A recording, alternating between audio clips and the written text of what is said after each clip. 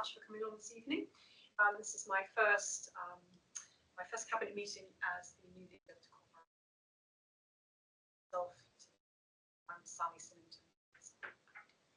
Claire, we met earlier today. I think you know everyone else, do you? Great. Okay, so we'll start with the minutes of the last meeting. Does anyone have any comments? Are we happy to agree? Thank you. So item 2 is apologies for absence. We have apologies from Sini Diani.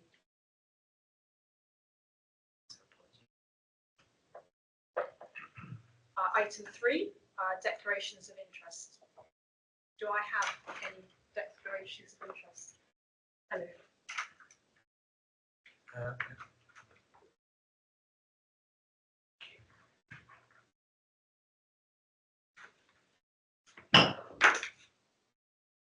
Andrew.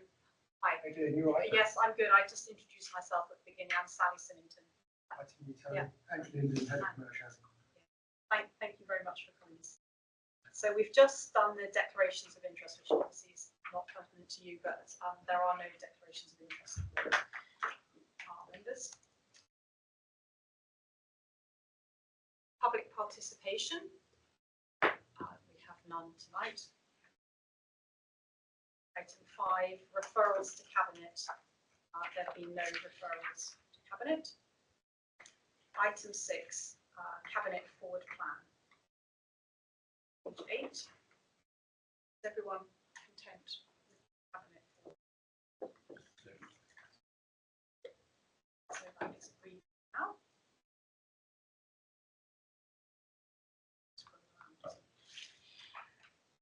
Item 7 is the Equity, Diversity, Inclusion and Belonging Strategy for 2025 to 2030. The decision has been taken to defer this report to wait due to these recently to wait for European Court to make recommendations on how we implement this as a result of that.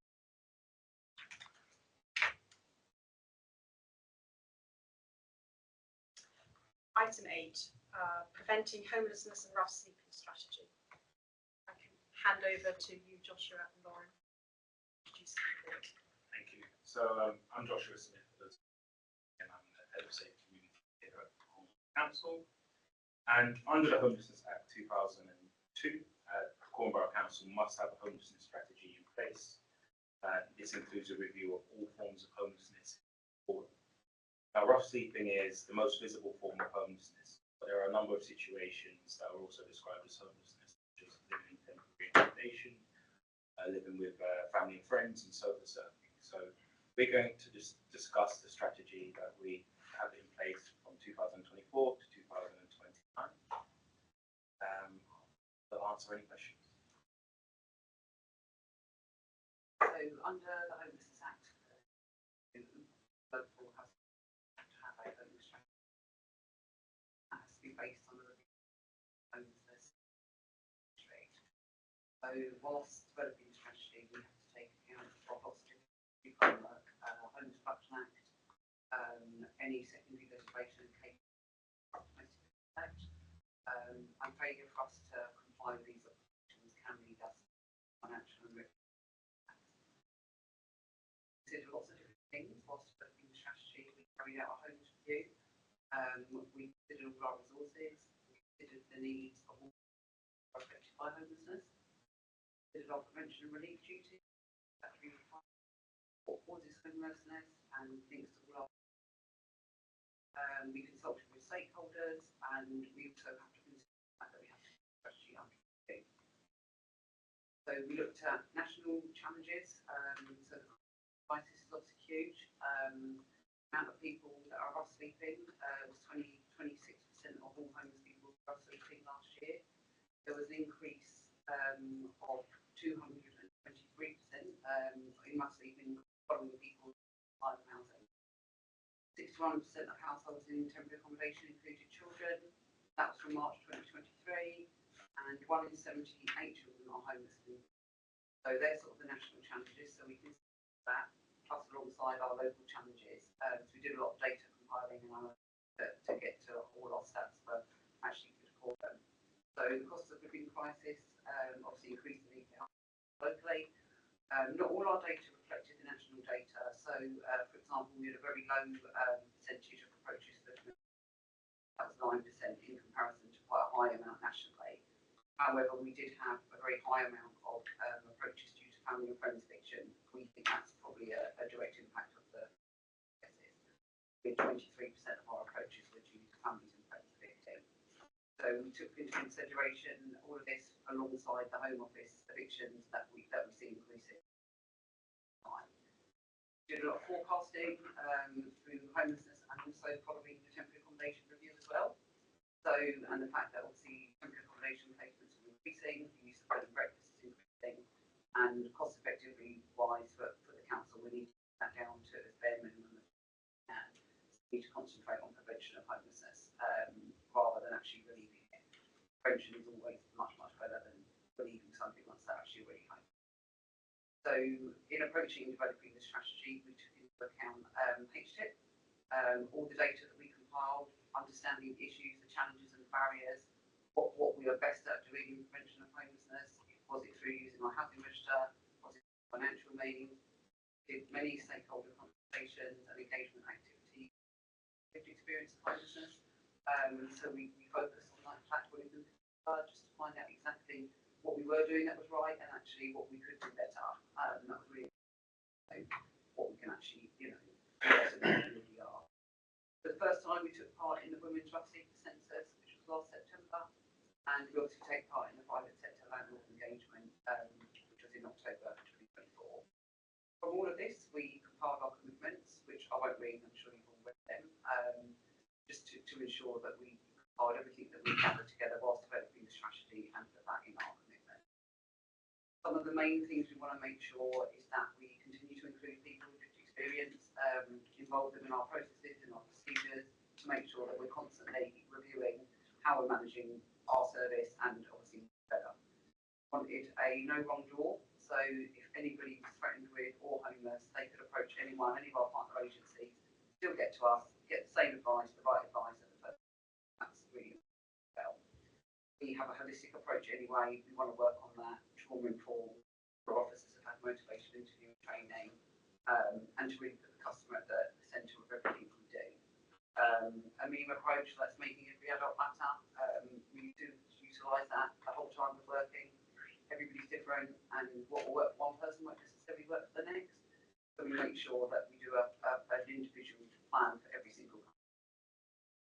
Then have to look at monitoring and accountability throughout the strategy. So we will continue to hold our office forum, continue to work with people with lived experience of homelessness, continue to liaise with all the local and national governments, agencies that we work with anyway, and volunteering. We use our data to shape the service, and we'll continue to review the strategy every 12 to 18 months, and obviously ongoing as well.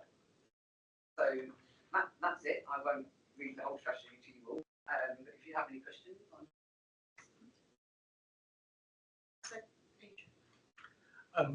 can I just say thank you very much for setting out how this strategy came to be written. Because, certainly, me and I think all of us, we're very keen that the things that this council does are done in a deliberative way and with people, and part of our whole, as you said, the rest of the other corporate priorities. So I think this is a good example of that.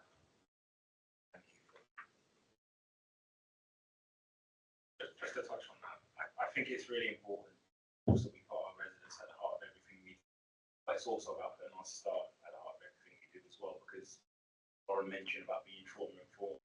It's also about being trauma informed staff. So I've actually implemented supervision for staff that are dealing with the more complex cases, prioritising their well-being, because how can we expect our staff to be operating at the best of their abilities if their own well-being isn't being considered? So that's something that being trauma informed for our residents, but also for our staff, is something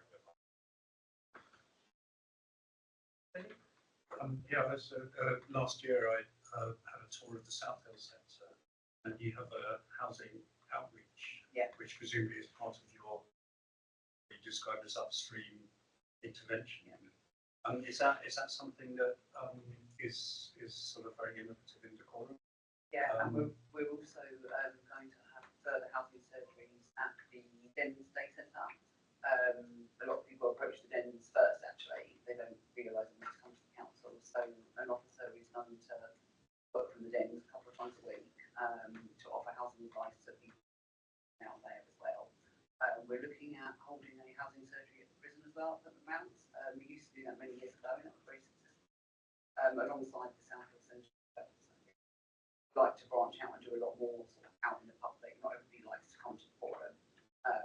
It can be quite scary for some people to actually come to the forum. So I think more community work.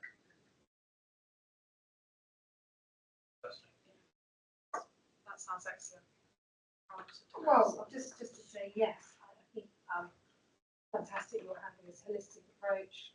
Mental health is obviously high up. You have protecting the staff. And alcohol abuse, that comes under health as well. Yeah, substance abuse. Substance abuse, yes. I went to an art exhibition in the Old Town Hall from the charity. I don't know if you knew about it. The sports department were holding it, but that, those people there, and many said to me, have been homeless at some point. So, yes, the way you are supporting everyone with physical ill health, I suppose, disability, mental health, alcohol, substance abuse, this is the area of our society that needs help. Sure. Great. Could you provide those details for that event? Yes, sure. This is Yes. Hackrow. What was it? Hacker. Hackrow. It was the sports, it was advertised by Chris. I'll pass them on. Thank you. Well, I just wanted to add my thanks. I've got a couple of questions. So it is an excellent strategy. How, if you could just highlight a couple of areas where it's changed from the previous strategy, and I appreciate that you highlight increasing numbers and increasing demands. I appreciate you've had to scale up very significantly. Yeah. But it would just be useful to highlight to understand exactly where you've had to change the strategy. It's also a 5-year strategy that you've set out, and you mentioned at the end of your brief that it's going to be reviewed every 12 to 18 months. Is that a sort of mini review within the overall strategy? Yes, so we will review as we go along. So we hold a homeless forum every 3 months. That's on the agenda actually to review the strategy as we go along. The reason we've done it through the homeless forum is because all of our partner agencies attend that as well. So it's really good to get feedback from not just statutory services, but also all our volunteer services, the tea rooms, CGL, the drug and alcohol and substance misuse, drug link. They all attend our forum, so it's actually really good to chat with everybody, because then it's quite an early way to catch anything that they do think actually we can do more of this or that, So, and then we'll hold a full 12 to 18 month review as we go along, and that'll be quite an in-depth. We'll collect all our data, we'll look at all our forecasting, and go along, reviewing it in that way. So the reason that we changed a couple of things in the strategy, because obviously the previous strategy there wasn't such a high number of homeless approaches. It's steadily increased since the pandemic, particularly in rough sleeping. A lot of rough sleeping is not just people who are homeless from Dacorum. A lot of it can be homeless from the Home Office accommodation as well. So we work very closely with a humanitarian team here who are very successful in housing a lot of people who are evicted through the Home Office accommodation before they get to us actually. So we've got a very close working relationship with them. But we have seen a slight increase in revenue because of that. We've seen the night hostel, we use the Elms, so we've seen an increase in the numbers of people who access their crash pad, and that's they're accessing crash pad rather than rough sleeping. So we've definitely needed to sort of add more into the strategy around rough sleeping, around intervention, early intervention, particularly with people with complex multiple disadvantages. A lot of people with multiple disadvantages we find go into crisis mode before we see them.